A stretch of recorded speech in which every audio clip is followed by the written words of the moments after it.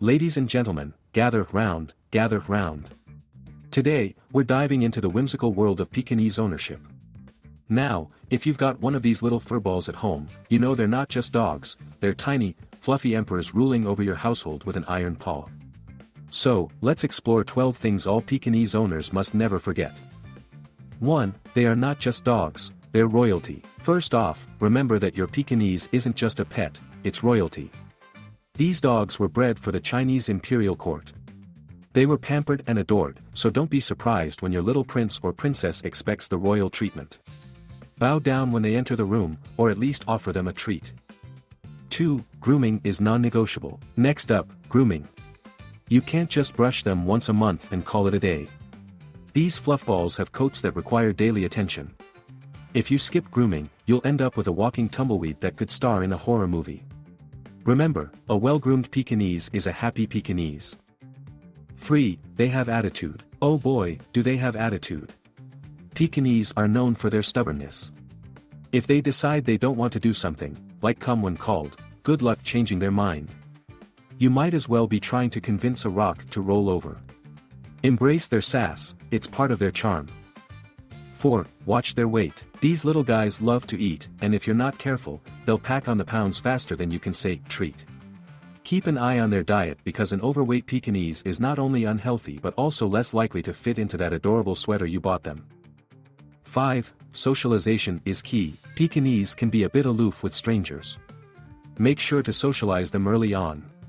If you don't introduce them to new people and experiences, you might end up with a dog that thinks it's the guardian of the universe, barking at every leaf that dares to flutter by. 6. Training takes patience. Training a Pekingese requires more patience than training a toddler. They have selective hearing and will often pretend they didn't hear you calling them from across the room. Use positive reinforcement, treats work wonders. Just don't be shocked and they decide to ignore your commands in favor of chasing their own tail.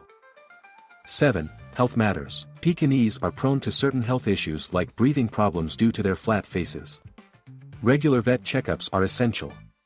If your dog starts wheezing like an old man after climbing stairs, it's time for a trip to the vet, not a trip to the dog park. 8. They love their humans. Despite their independent streak, Pekingese are incredibly affectionate with their owners. They thrive on companionship and will follow you around like your shadow, especially if you're headed towards the kitchen.